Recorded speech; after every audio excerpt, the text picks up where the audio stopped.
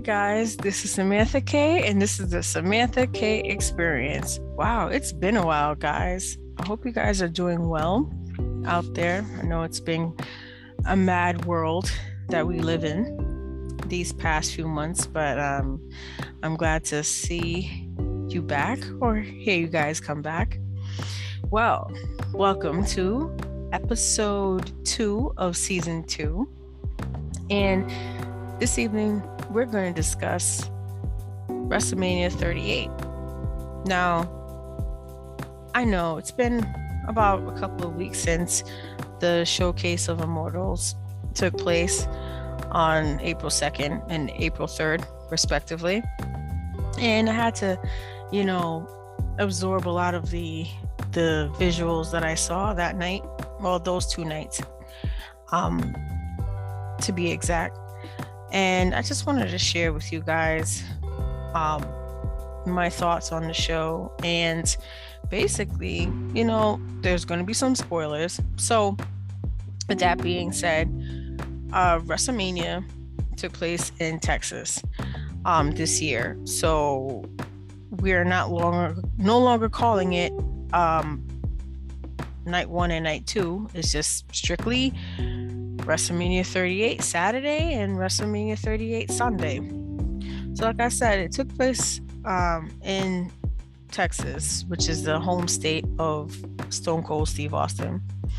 And there was a lot to be had here, a lot going on.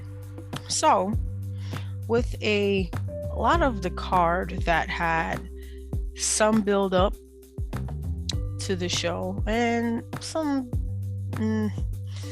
okay build up, but I guess not enough for me to be like this was like an excellent show. So the kickoff started at 6:00, I believe, and they pretty much just rehashed everything that was happening over the course from Royal Rumble up to the point of WrestleMania. And they didn't have any pre-show matches, which to me, I'm just kind of like, I don't want to see you guys talk all the time. I kind of do miss the one match during the pre-show, but I understand for time constraints, maybe a lot of people are not going to want to watch the pre-show match, and then basically, people are still filing in at that time. So it will be kind of unfair to the wrestlers involved to, I guess, have a match during that time. But I digress. They played a lot of video packages that night. It was just a lot of video packages. I think they must have bombarded us with I want to say 20 of them, but honestly, I feel like there were way more than 20.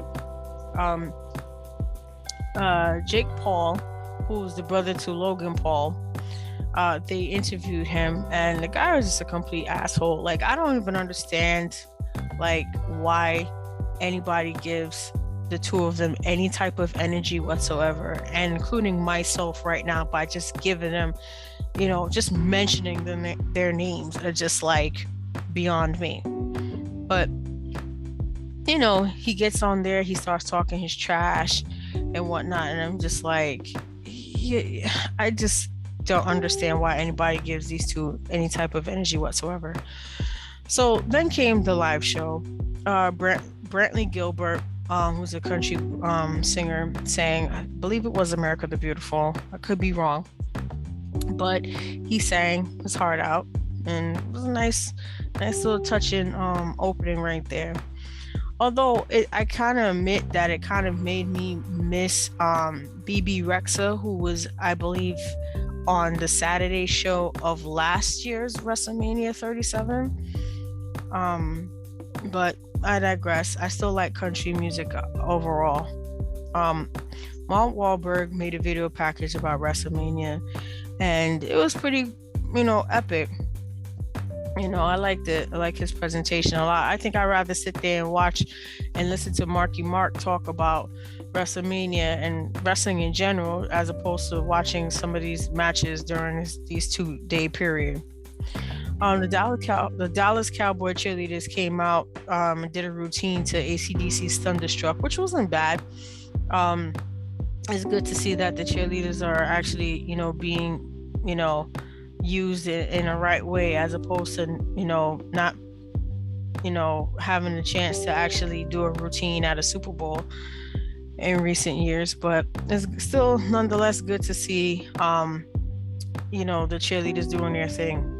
So Pat and Michael Cole started off the show announcing, and of course, Pat McAfee was a wrestler this year at WrestleMania. And one of the best things of the show, by the way, Pat McAfee, for dude his size, and he talks a lot of trash. I wasn't kind of really hot on Pat McAfee at first, but he's really coming to his own, commentating wise, especially seems like he's such an avid fan. Like, he really feels what you as an audience member should be feeling. I feel like I get more joy watching him sitting there playing air guitar while Rick Boogs is playing his guitar, and his energy, like, I feel his energy more than I actually feel of anything else that I should be feeling for the show. So the first match was I believe it was a triple threat tag team match for the SmackDown titles. Of course, it was Shinsuke Nakamura with Rick Boogs versus it wasn't a triple threat. Tongue-tied tonight. It wasn't a triple threat tag team match. My mistake. But nonetheless, it still had Shinsuke Nakamura and Rick Boogs versus the Usos for the SmackDown titles, tag team titles. This match was a complete utter waste of time. Honestly, this match could have just been on SmackDown. It, for what it was, it really didn't build up too much. I know at one point, Rick Boogs suffered a knee injury to his right knee, I believe it was. He picked up one of the Usos, and then he attempted to lift up the other Uso over his shoulders, and his knee buckled. So because of that injury, it left Shinsuke open to be double teamed by both Jay and Jimmy Uso. And then apparently the Usos pinned him, and then that was it. The Usos retained. So I literally just gave this match 1.5 stars because the match wasn't even, I think the match didn't even barely reach 5 minutes. I think by maybe around the 3+ or 4+ minute mark, Rick Boogs suffered the injury. So that was pretty much the end of that for him. But it was an okay intro. I mean, it wasn't something. I feel like a lot of the entrances, and I'm going to go into this in small detail right now, but then I'm going to talk about this later on again in the show. A lot of the entrances this year were kind of lackluster compared to past WrestleManias. I mean, it just felt kind of lame. But that's like I said, I'm going to get back into that later. The next match, which honestly, again, I don't understand why this match was on the card, and it just seemed rather pointless to me. Drew McIntyre versus Happy Corbin with Madcap Moss. And Madcap Moss was the winner of the Andre the Giant Battle Royal this year. So a guy in suspenders and old dude shorts and loafers won the Andre the Giant Battle Royal this year for 2022. Yay. I give this match 3 stars because, for one, I understand it's my man Drew McIntyre, and as everyone knows, I love Drew McIntyre. I think he's great, and he's come a long way. Happy Corbin or Baron Corbin or Constable Corbin, Sad Corbin, Lumpy Corbin, Missing Hairline Corbin, as much character development as watching wet paint dry Corbin. I mean, all jokes aside, it's so many times that you can watch Drew McIntyre and Happy Corbin wrestle. It's sickening. Like, you obviously have nothing for either one of these two guys to do. And I'm not so much getting on Corbin, or, I say what I say, but all jokes aside, it's just that I feel like they could do more with Corbin, and I feel like he's one of those guys that they use for new talent, and they get into feuds with new talent. Not to say that Drew's a new talent, because he's far from it, but it's just the fact that every time, like, he's been feuding with the same dude for like 6 months or so, and I don't even watch SmackDown like that to know what's going on. I have my sources. I watch the other, podcast shows, but it's just the fact that, why is this guy constantly put in the same feud with the same guy over and over and over? It's not like their matches are going to get any better. I mean, sure, if you make like a stipulation match, maybe it's a falls count anywhere. Actually, no, I don't even want to do a falls count anywhere match. It just so happens that their falls count anywhere matches aren't as what we like them to be anymore, because of, obviously safety reasons. So you can't do but so much. Anyway, I give this match 3 stars. First time ever someone has kicked out of the End of Days, which was a finisher that Corbin had said in an interview some time ago. I believe it was some video, I forgot what it was, that he would have loved to retire with no one kicking out of the End of Days. And I kind of feel bad, because up until that point, no one has ever kicked out of the End of Days. Like, there was always a 1, 2, 3 pin, and that was it. Never a 1, 2. So Drew was the first person in history to ever kick out of the End of Days. So that just goes to show what McMahon thinks of Mr. Corbin there. He must have been watching that video and said, that would have been a great idea. Let's go and screw him over by giving him not what he wants. That's pretty much what he does. So the match was 3 stars. Drew took, I believe the sword is called Alice, and broke. He swung and broke the ropes. I don't know why he did it, but apparently Drew was just pumped enough that he ended up breaking the first and second rope of the ring.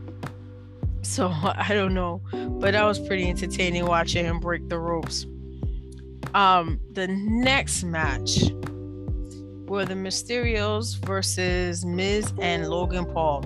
So here we have 2 so-called A-listers. I still can't see it yet where, but the Mysterios, which is the father and son team of Rey and Dominic Mysterio. I gotta say something about this match. I give it a 3.5. Now, I understand Logan, oh my effing God, Paul is not everyone's cup of tea. And he's not even my tea, coffee, or anything. Not even my cup of water. I just don't get it. But I gotta say, when Logan Paul puts his mind to something, he sees it through and he gets the job done. This dude was very surprisingly good. I think this was his second appearance at Wrestlemania. I think he was here last year, if I'm not mistaken. And this year he wrestled with The Miz. And he was really good. Although there were some moves that he did that I wish he didn't do. He did the Three Amigos, which honestly, and he did a a frog splash.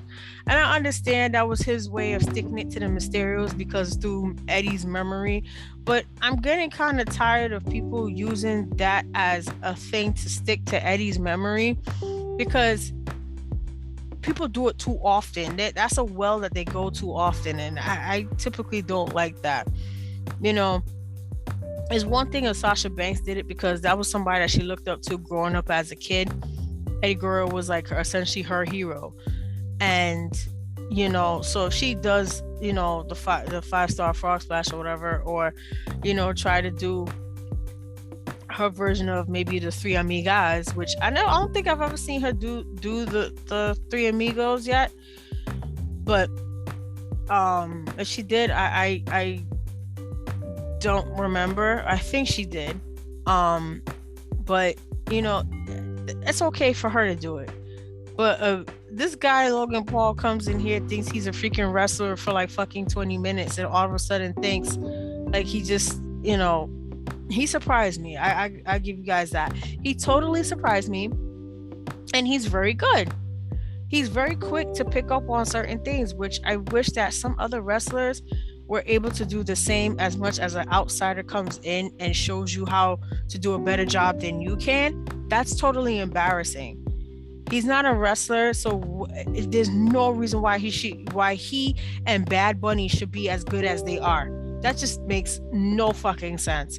I feel like Bad Bunny should just give up music and then just become a fucking wrestler. Start from the lower tier level and then just work his way up to become a superstar. He doesn't even necessarily have to be in WWE. He could just go someplace else, like AEW or New Japan or something, because these guys are good at what they do. So apparently, I still say it's a piece of shit because this guy's involved, and everybody and their mom knows that I do not like the Miz's offense. I understand that Mike Mizanin is a very well-respected guy, and I know I followed him from back in the day when he was just Mike on Real World, but the whole thing about it is just something about his offense. It's just like he almost looks like he doesn't want to hit the person, or he doesn't want to hit them too hard. It's just like I don't really understand what is Miz's offense like. Is it he trying to be strong style, or he's trying to just be what? It doesn't translate well, Never liked his punches. I never liked the way how he looked like when he kicks. I kind of feel like they should put him in pants instead of the briefs that they wear. Trunks. But yeah, overall, I do give the match a 3.5, but to me, it's still a piece of shit because of Logan Paul.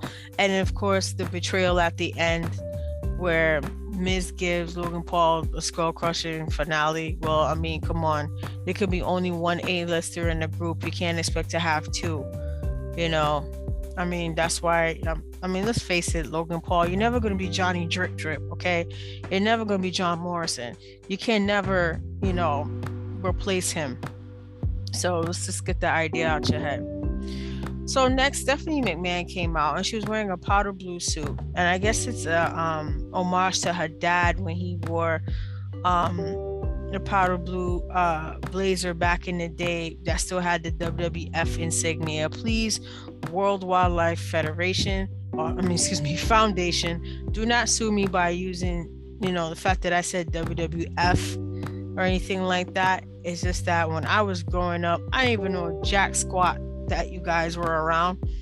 I knew what World Wrestling Federation was, but I don't know what the hell happened there. But anyway, it was an homage to her dad when he used to be an interviewer all those years ago. So I thought that was pretty cute.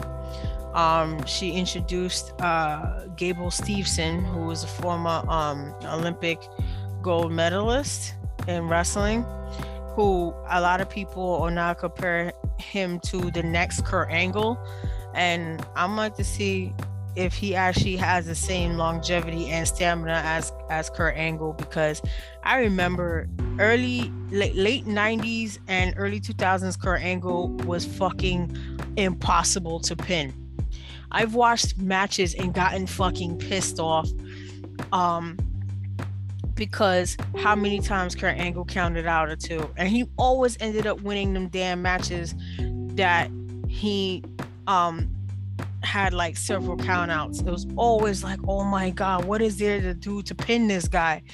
And Kurt Angle matches were long, you know, but I guess that just shows the longevity and the tenacity. Who is the GOAT, Kurt Angle?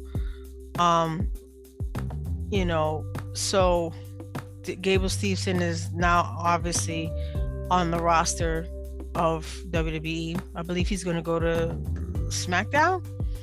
So it's not like this was a big secret. But yes, Stephanie still looked lovely in her powder blue suit.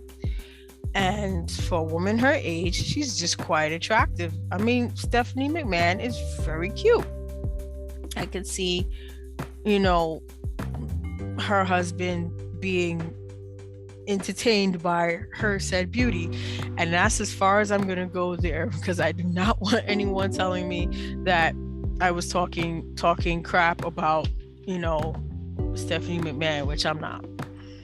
All right, so the next match was Becky Lynch versus Bianca Belair for the Raw Women's Championship match, and I gotta say, this match was really good. So I gave it 4 stars. Both women were pulling off each other's moves.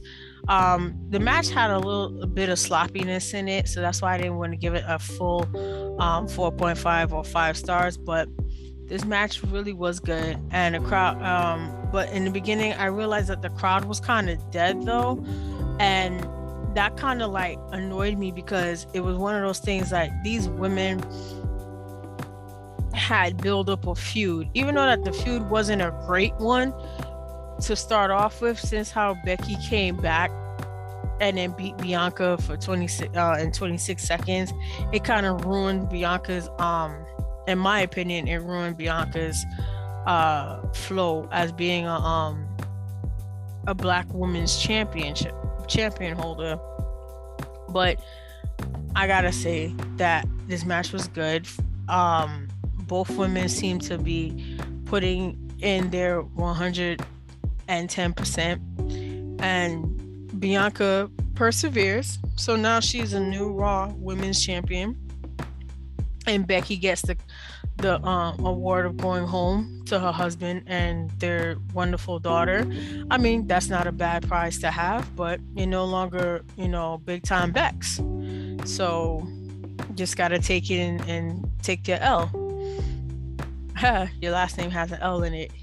Take that L. So the next match is featuring Becky Lynch's husband, Seth Rollins, versus Cody Rhodes. Now, I have to tell you guys, so up until this point, supposedly no one knew who Seth Rollins was going to fight at WrestleMania. We knew that he beat Kevin Owens to secure a spot at WrestleMania, but no one knew who his opponent was. And assuming from what the reports say, neither did he knew who his opponent was, which I kind of find it hard to believe, because if you didn't know who your opponent was, you wouldn't know how to wrestle them properly in that ring. Because since how wrestling is choreographed, I guess you guys understand what I'm saying in terms of like when to know which move you're going to do and to time it right with that person. That's like me going in fighting him. I don't know the first thing to do. Like, what am I do? Keep putting him in a headlock all the time? Like, or run the ropes? Like, that makes no sense. Eventually I'm gonna have to do something else. So basically, I'm not really 100% believing that story that he didn't know who his opponent was at that time, but his face was priceless when he heard Cody's music come up and he saw who he was. Seth looked so pissed off. Like, he smiled at first, but then he was tight, because I guess he kind of figured, like, why the fuck does it have to be him, you know? But I mean, at that time, Cody Rhodes was one of the biggest free agents, and yes, he left AEW, and a lot of people call him a turncoat, a traitor, Benedict Arnold, and so on and so forth. But I'm sure that there was more things behind, like more reasons as to why he left AEW, and I wanted to cover that story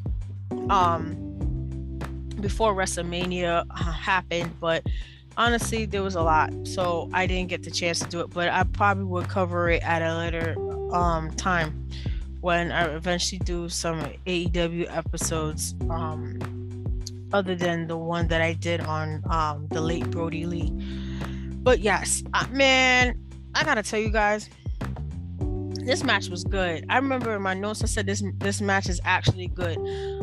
I'm gonna correct myself on that. I'm gonna say that match was damn good, and as far as I can say, I have to say that match by far was the best freaking match that show had for the entire night. That fifth match, like, no cap, that's what, to me, in my opinion, that was the best freaking match of the night. Because here's this guy who hasn't wrestled in this company in 6 years. He comes back. He still has his music from AEW. He still got the same clothes. He's still that Cody Rhodes. He didn't want them to change a goddamn thing about who he was. And that's the problem with WWE. When a wrestler gives them story ideas of what they want to be, all they do is change up everything about that person, and then that person is no longer special. Or they have more than one person pretty much being the same type of character, persona, and nobody's interested. So I'm glad that he was able to keep his music and just go in there and do what he had to do. That match was so good. I do think that he messed up a little bit at one point in the match, but it wasn't that bad that to the point that he couldn't recover himself. I think maybe it was just like a mistimed thing. If you guys go over and watch it again on Peacock or whatever streaming service that you guys may have, if you go over and you watch the match, you probably could see it for yourselves to see what I'm referring to. But overall, I think that match was beautiful. It was very good, and I knew that Seth Rollins was going to have a shitty match. I mean, he hasn't had a real shitty match since the one he had with the Fiend back in 2019. Was it 2019 or 2018? I think it was 2019. That Hell in a Cell match that kind of ruined the momentum for both men. But yes, that was a good match. In fact, I might actually give that a 5.5, honestly, because the fact that it was, honestly, a lot of people knew he was going to return, but at that point it could have been anybody down to that last second. But I called it that it was Cody, because it only made sense that here was Seth Rollins, and he was a student of Dusty Rhodes, who is Cody's dad, the late great Dusty Rhodes, the American Dream. And here you have his son, the American Nightmare, trying to see who's better, the son or the other student. And they're both students of the game, and they're both students under the tutelage of Cody's father, Dusty. I mean, we have to see. And it's also good to see that his wife was rooting for him, although you didn't see her on camera. She was rooting for him, and even some members from AEW actually tweeted it out, that to see him, and so did his brother, Dustin, his older brother. So it was good to see that as well. Up next they had the Hall of Fame inductees, and this year they had The Undertaker as the first person inducted into the Hall of Fame, mentioned. We also had the Steiner brothers. The Steiner brothers actually surprised me, because I knew that Scott Steiner had said years ago that he would never pretty much be caught dead doing it, because there was like no real place for the Hall of Fame, but I think they are building a place for the Hall of Fame. Plus, he also had issues with Triple H and Stephanie, so I think that also had a part to play in it. But because his nephew Braun Breaker, who works for NXT, but I think he's actually moved up to main roster status now, if I'm not mistaken. His nephew, which is Rick Steiner's son, he's working in the company, so I think he felt like he wanted to induct both his uncle and his father into the Hall of Fame, and I think he wasn't going to be fair to just invite Rick and not have Scott there, so that was good. Also, Queen Sharmell got inducted, and everyone was kind of like, a lot of people online was pretty much like, why? But again, it's not up for me to make a whole big thing out of it, even though I could, but I'm not going to. Just glad to see Sharmell. And the Warrior Award went to Shad Gaspard for his heroics and saving the life of his son, and lost his own life almost 2 years ago at a beach. They got caught in a riptide, and unfortunately Shad couldn't make it, and by the time they found him, his body got washed up on shore, I think about maybe a day or two later. So his heroics in saving his son will never be forgotten, and the best part is seeing his son do the same handshake with his old tag partner from Crime Time. So that was beautiful to see. And of course, we have my man Vader. Vader was posthumously inducted this year, and I always felt that Vader should have been inducted, because he was one of the dudes that were, when he was big, he was like 400 plus, and he's doing freaking like moonsaults and splashes, and I'm just like, oh my god, this is scary. I would not want that man landing on me. And he was tough as nails. You booed him, but at the same time, as I got older, I admired him and got like him and Bam Bam Bigelow. Like, these were two big dudes, and they were just like killing it, so it was good to see that, his son and I believe his wife inducted him into the Hall of Fame. So that was a good thing. Next, of course, was the incomparable Undertaker, who basically spoke to Shawn Michaels, Kane, and Triple H for, their work, them working together and just creating history. And I also thought that was really good to see him out there, and they had all his variations, his costumes from all 30 years of his wrestling, and he could finally say he can rest in peace. So that was a good thing to see all of them come out on the stage that night and just pretty much show their face, because I didn't watch the Hall of Fame personally, but I just know who's there. And the sixth match of the night was Charlotte versus Ronda.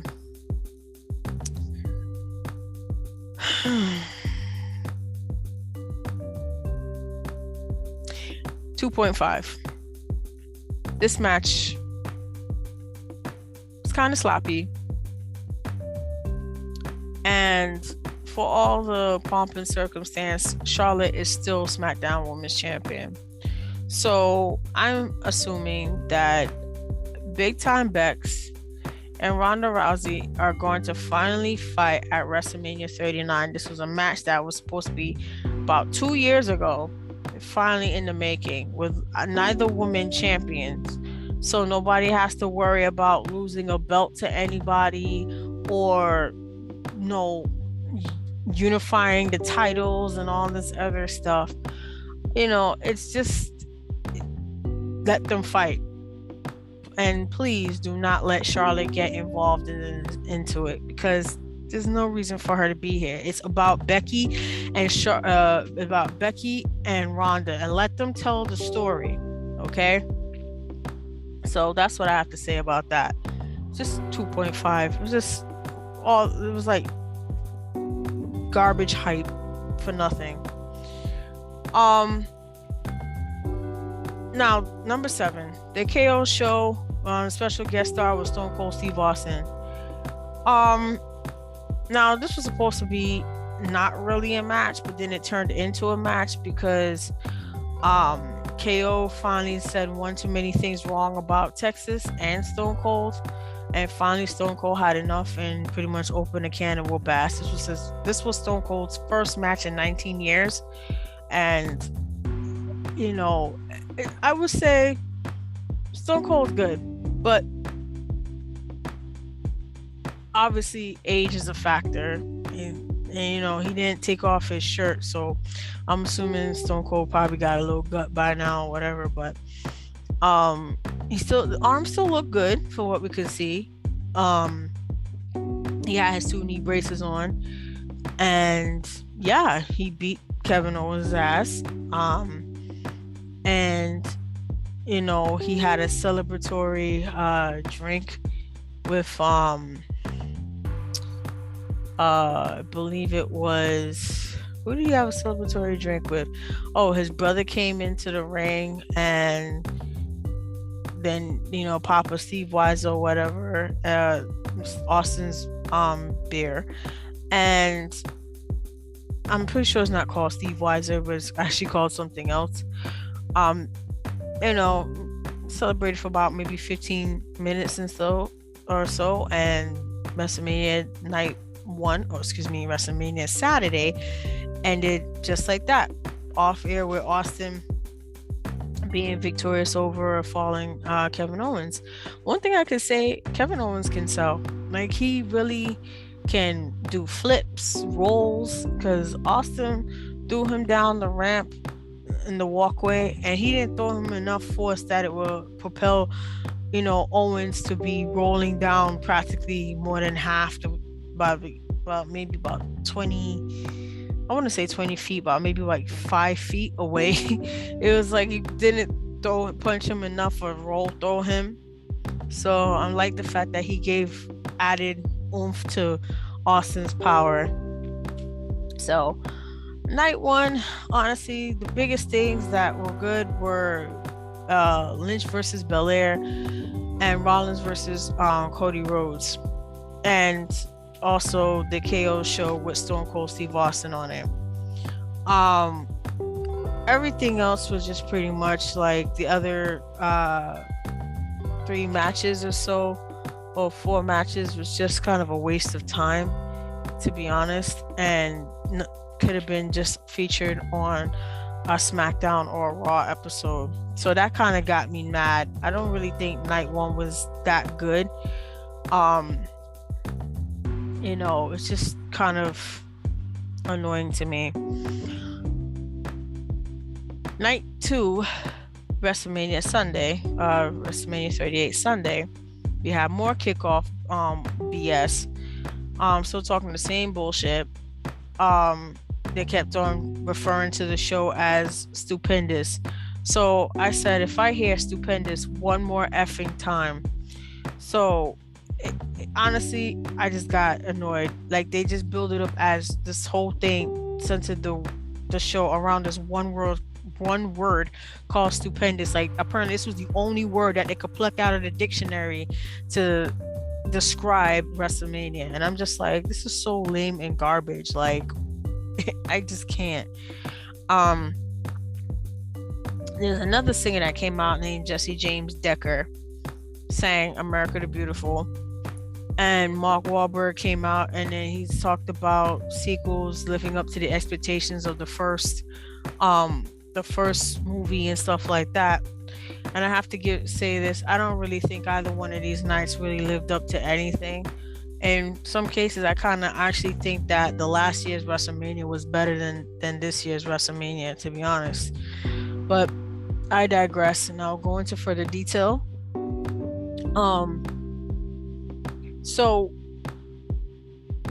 basically, the person who started off the Sunday show was Triple H. Triple H came out, and this man has gone through some health issues in recent months. It was reported sometime in September of last year that he had what they called a cardiac event, and it was pretty serious. At that point, I think his heart was only working at about 12% capacity, that he stated in an interview with Stephen A. Smith recently. And things didn't look good for the game. And he had officially announced his retirement on that show that night. So not at Wrestlemania, but at the Stephen A. Smith show. He came through wearing his suit, and he looked good. You could tell he was kind of emotional, especially when he came out and he hugged his daughters by ringside. And boy, those kids are some cute kids. His daughters. You know, so he hugged his kids, and then he got up on the rope, the ring, and you know, he does his traditional spit the water out thing, and I think everybody just marked out when they saw that part. And then when he went into the ring, and then he stood up on the thing, and he just did when he raised his hands up and stuff, you could tell that when he got down, he was emotional, like he was trying to fight back the tears. And you know, he then got on a microphone, and he said, he wanted to thank everybody for sending their support to him. And he was like, there's only one good way to do this. And then he just introduced the show and said, welcome to WrestleMania. And they put his boots down on, in the ring. So that was the end of it, that Triple H was no longer going to be participating in any type of in-ring capacity as a performer. And it's kind of like weird, because I can still remember him as Hunter Hearst Helmsley, as that kind of blue blood aristocratic snob from Greenwich, Connecticut. So it's just kind of interesting to see how far he's come throughout all these years, and now to have to hang it up. I mean, I honestly would think hanging it up would have been a lot sooner, but I'm not one to tell the man what to do with his life. So, but just a shout out to Triple H. I mean, I love to hate the guy when he was wrestling a lot of the times, but I'm just glad to see that he's healthy. And that whole situation sounded pretty scary, the way how he described it, and I was just like, damn, I can't imagine what he and his family were going through at that time, and I just wouldn't wish that on my worst enemy at all. But it was good to see him, and I mean, damn, he was like the real positive note that we needed to start the show off. So we had a triple threat match for the Raw tag team titles. Is Team RK Bro versus the Street Profits and Alpha Academy. This match I gave a 3.5. It was good. Riddle caught the RKO on Montez Ford, and Randy Orton caught the RKO on Chad Gable. It was double RKOs, not at the same time exactly, maybe about half a minute after each other. Our Team RK Bro retains the titles. I don't know what they're planning on doing with Team RK Bro moving on, since how there's not that many tag teams on Raw. Well, to be fair, on either SmackDown and Raw. So I can't just say that. It's just not a thing. At the end of the match, RK Bro and the Street Profits decided that they wanted to share a drink. I thought the Street Profits was going to do a post-match assault on RK Bro and turn the Street Profits into villains, because there have been some talk about turning the Street Profits into villains, or there was like a setup that they were going to turn into villains, but who knows. So what happened was they invited Gable Steveson to come up and have a drink with them. So Montez Ford gives Gable Steveson a cup. So he's standing there with the four of them, and he about to take a drink out of whatever they drink. I think it's water, but I don't know what it could be. So he's standing next to Riddle. Out of nowhere, Chad Gable comes and swats the cup. He slaps the freaking cup out of Gable Stevenson's hands. Yo, when you see the look on the camera, I wouldn't say the camera zoomed in on Randy Orton's face when it happened, but you saw Randy Orton's face, and he had that that face like, oh child, like he don't know what he done did. Man, the moment that you saw Randy Orton's face, this had me dying. I was crying. I was just in tears when I saw his face. And then the next thing I know, the four of them dipped out the Street Profits and Team RK Bro dipped out the ring with the quickness. I've never seen four men move out of a ring so fast in my life. I was on the floor. All of a sudden, I saw the cup hit. Like, Chad Gable came, he swatted a cup away. You see the camera did like a wide shot, and you just happen to see Randy Orton's face. You see Gable Steveson get mad, take off the four of them dipped out the ring. I was on the floor. I was like, yo, where the hell they went? And if you guys watch the actual show and you see that part, you'll see what I'm talking about. They just vacated the premises so quick. It was like roaches when you turn the lights on. Like, it was that level of quick. It was hilarious. So Gable Steveson took off his shirt, and Chad Gable basically told him that he's in the big leagues now, and that nothing he says is important, pretty much. I think that's what he said. And he told him to shoosh. And basically Gable, okay, they're gonna have to figure out and give him a different name, because Chad Gable and Gable Steveson is too much alike. The names is too similar. Gable Steveson just gave him I think it was like a German suplex, front belly to belly suplex, and that was it. So he came out the ring, and they gave him another cup, and they started drinking right there, and they started pouring. And I'm just like, they watched this poor dude get they watched this poor dude got beat up, and they didn't do nothing to help him. I mean, but then again, they were trying to celebrate, and fam came in and then just swatted the cup out of dude's hand. And everybody knows, if you're at a party and you do some stupidness like that, and you swat the drink out of the dude's hand for whatever unknown reason, you're fiending to get hurt. And so he got 2 for his mistakes. So that little banter was kind of funny. So the next match of the night, match number 2, was Omos versus Bobby Lashley. Now, I guess Bobby Lashley is considered a face here, since how Omos is a heel. So Lashley did something that no one has ever done to Omos since Omos became main roster. Lashley suplexed the Jesus out of this mofo, as I put it in my notes. There was a scary spot, because I think this was like one of the second time that he got the big man off his feet. Not during this match, but at another match before WrestleMania that they had. And Lashley suplexed him. during this match.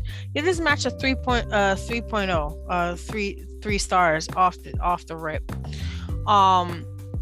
There's only so much Lashley could do with this guy, because this guy is very limited in what he can and can't do. Lashley had took a shot in one of the top turnbuckles, and it looked like he banged his head on the top turnbuckle, just past the turnbuckle and onto the pole holding the ropes. So if he didn't get concussed, I don't know how he still continued that match, because if it was me, I just went home. It was a good match. I mean, again, this was a match that probably could have been on regular TV, not necessarily at WrestleMania, but I understand that they probably needed something to fill the time. So that was pretty much it for that. The next match, which I think some people were looking forward to, or a lot of people, were the Sami Zayn versus Johnny Knoxville fight. This was an anything goes match. Johnny wins this match. I mean, they pulled out all the stops. They had a stop sign, trash cans. They had like a machine that had a shoe attached to it to kick people in their nuts. They had everything that you could think of, except for maybe the kitchen sink. The cast of Jackass came. Wee Man freaking body slammed Sami Zayn. It was awesome. I mean, he did a better body slam than some of these other people here. Like, it was good.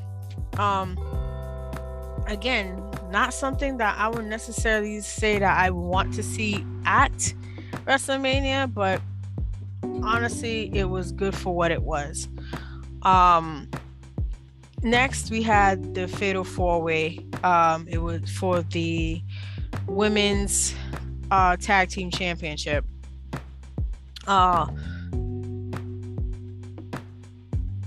Naomi and Sasha versus Liv and Rhea Ripley versus Queen Zelina and Carmella versus Natalya and Shayna Baszler.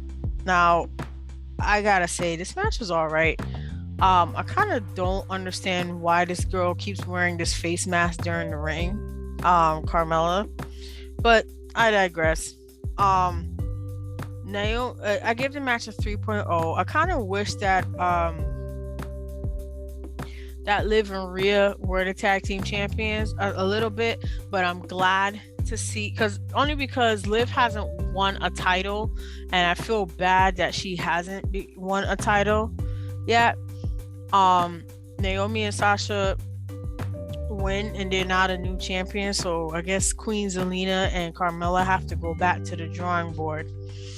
On another note, I guess I have to say congratulations to Corey Graves and Carmella for getting married sometime this week, or last week, I think it was. I don't really remember, but I guess congrats to them. And also, I would like to give my congratulations to Alexa Bliss and Ryan Cabrera for getting married as well. Like that, I know that they had postponed the wedding due to COVID, obviously, and a few superstars were there at both weddings.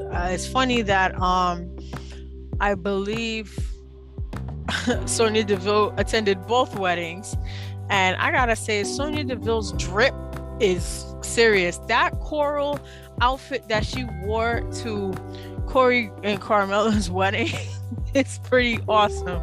I've never seen a woman pull off, or even a man pull off, a coral colored suit like that, and her tie and stuff. But you know, Sonya got that nice drip, so she probably teach some of the guys, you know, how to get some good drip too.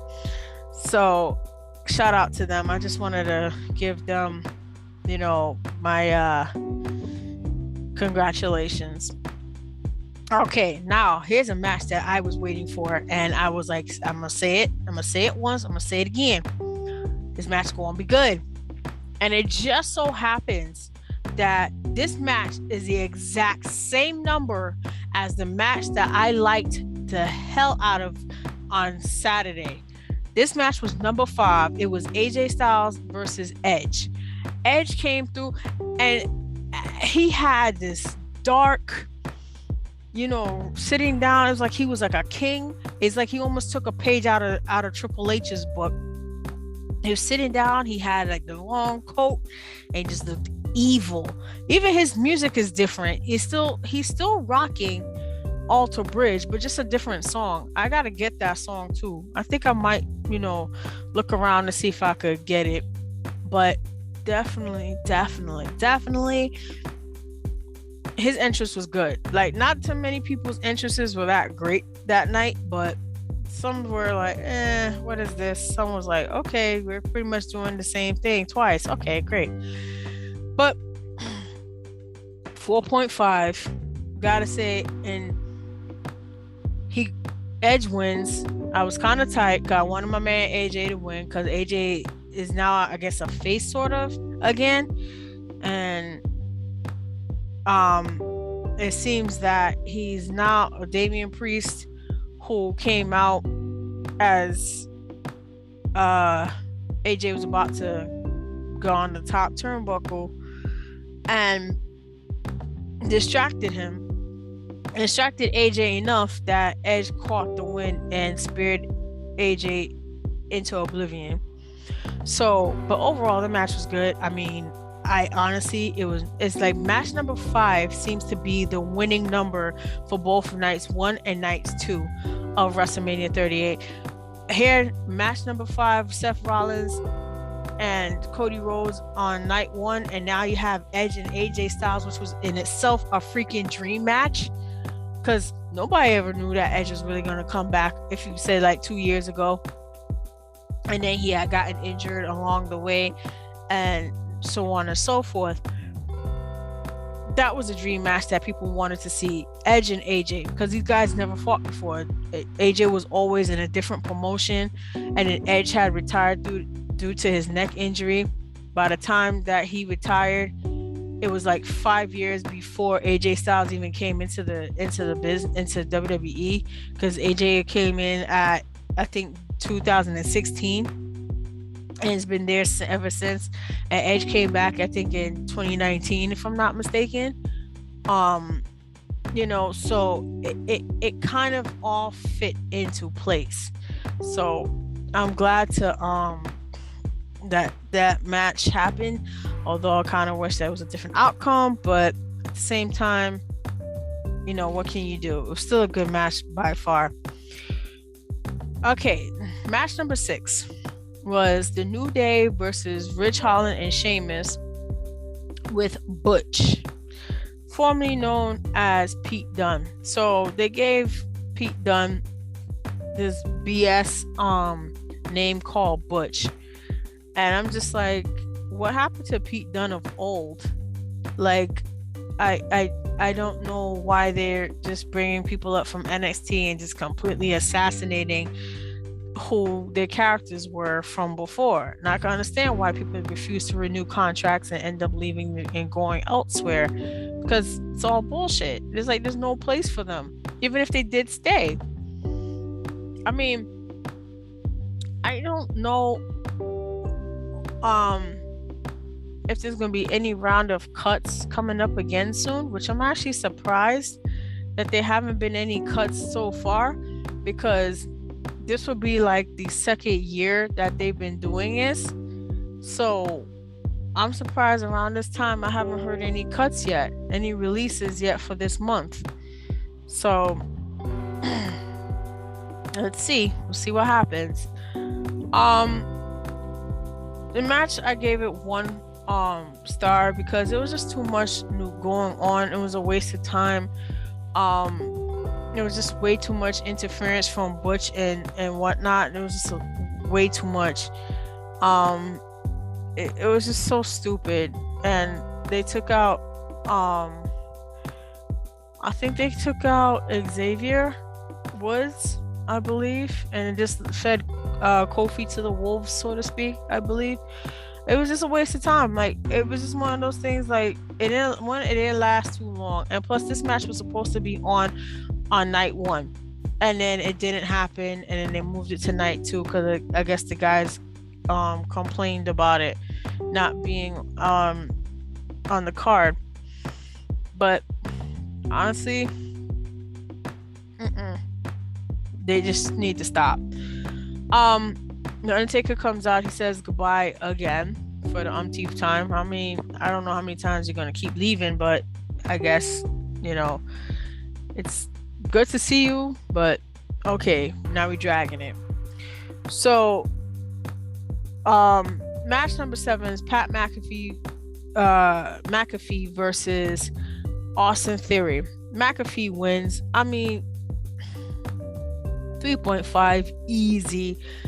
Pat McAfee, honestly, killing it. Never seen a guy scale up the top rope like that, like he did, and just gave Austin Theory the business. Like, he just murdered this kid. Like, it was a good fight. Like, McAfee can wrestle. Like, he knows his shit. Like, same thing with Logan Paul. You know, they know their stuff. They learn. They're very quick on learning the moves and what needs to be done. Very impressed with Pat McAfee. I kind of, in a sense, wish that he wrestled a bit more, but if it was like a one-off situation every once in a while, then all right, fine. But Pat can wrestle. After he won, there was a post-match assault by Vince McMahon, of all people, on Pat McAfee. And then what made it even more funny was the fact that Stone Cold came out, assaulted Vince. Of course, Vince played into the whole, oh my God. Vince really needs to stop being in the ring at this point. Austin went to go and stun Vince. He kicks Vince, and Vince doubles back into the ropes. And I guess he was supposed to spring back into the stunner, but it just looked like Austin couldn't grab him quick in time. And then he falls back. He goes back into the ropes, and then Austin stuns him. And then he's like, he falls on the floor flat. Remember back in the day, Vince used to be like practically like a dying fish on the on the mat, but there's just nothing. I mean, I guess I'm still selling it, but it was just like, damn, this was like weak. So Pat does a celebratory thing with Austin.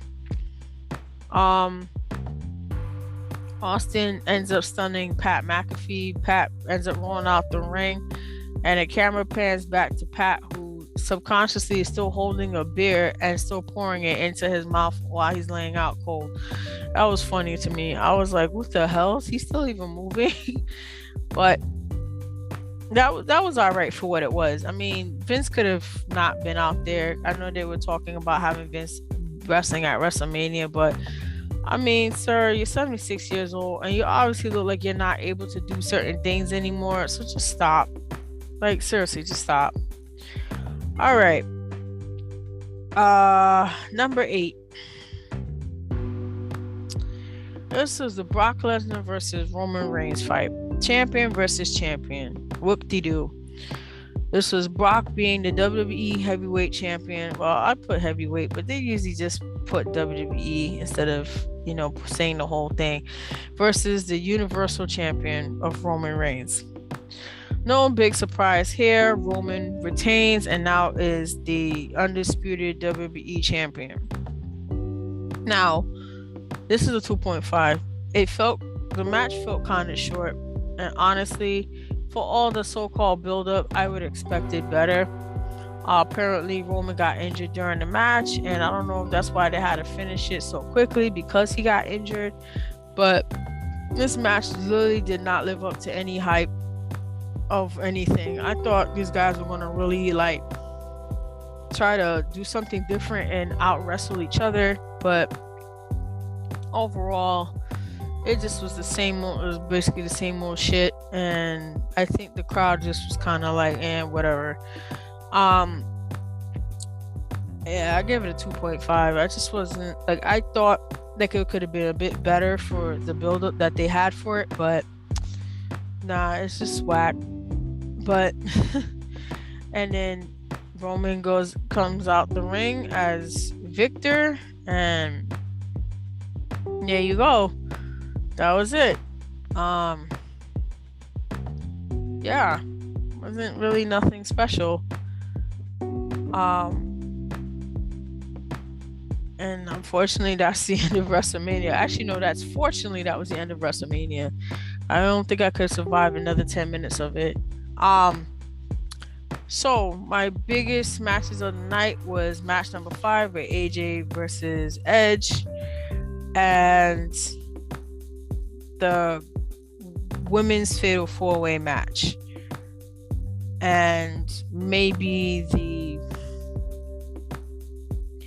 the Sami Zayn versus the Johnny Knoxville thing. Like, I literally, like, 3 things on this card that I thought was okay for what it was, good for what it was. I mean, even if you put the Lashley and Omos thing, I put that at 4th for me as choices. But other than that, like, excuse me, sorry. Pat McAfee versus Austin Theory, Edge and AJ, the women's fatal 4-way, and the Sami Zayn thing. Those are like my things. I think I give this a bit of an edge over the Saturday night show, because I only have like 2 shows on that. 3 things on that show that I actually liked. As here I have 4. I don't even really think I really like the men's Raw Tag Team titles as much overall, because it's the same old 3 teams fighting. So it's like, what's the point? But overall, I think,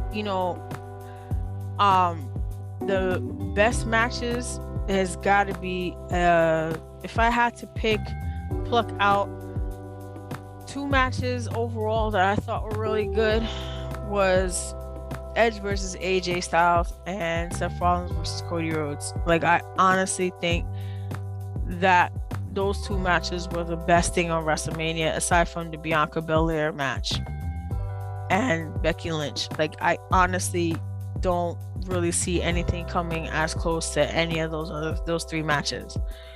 I mean, if there was something else that like had a purpose and called out to me, I probably would have said that, but nothing. I mean, the Austin thing was okay too, but it didn't really need to be a thing. But I realized they needed somebody with star power, and I guess Austin still has that draw. So I digress on that. But other than that, that was it. WrestleMania 38, Saturday and Sunday. It was what it was. I wish that, the show could have been a bit better. I don't even know what's going to happen. It may look like the future is going to be prophesized that it might be The Rock versus the Tribal Chief to be at the head of the table. And I guess once he defeats The Rock, he'll truly be at the head of the table. But do I see Roman becoming that? I think he needs about 3 to 5 more years to become that status of The Rock. Because remember, The Rock only stayed here for 7 years and then quit, and then went off to do movies and has been spending the rest of his time being a movie star. Whereas Roman's been there for a little bit more than maybe 7, and still can't really get to the status of The Rock yet. I mean, he's getting there, but he still needs some time, and he still needs a build up. I think if he hadn't had such a meh start, if they didn't force feed him down our throats those few years ago, I think he probably would have made it to maybe Rock status or close to it. But they just kept force feeding us Roman all the time, and it just became too much for a lot of people to bear. I don't know what's gonna happen with the Ronda Rousey situation. I kind of feel like Ronda still needs to work on a few things, and she needs to work on her mic skills a bit more and not look like she doesn't want to be there, which she probably doesn't. But you did want to go into this profession, so it's kind of your fault now.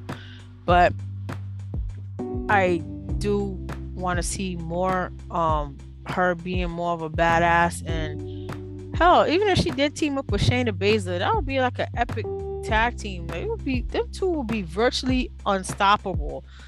I just realized like they will be virtually unstoppable if they do, or if they two even fight each other. Who knows?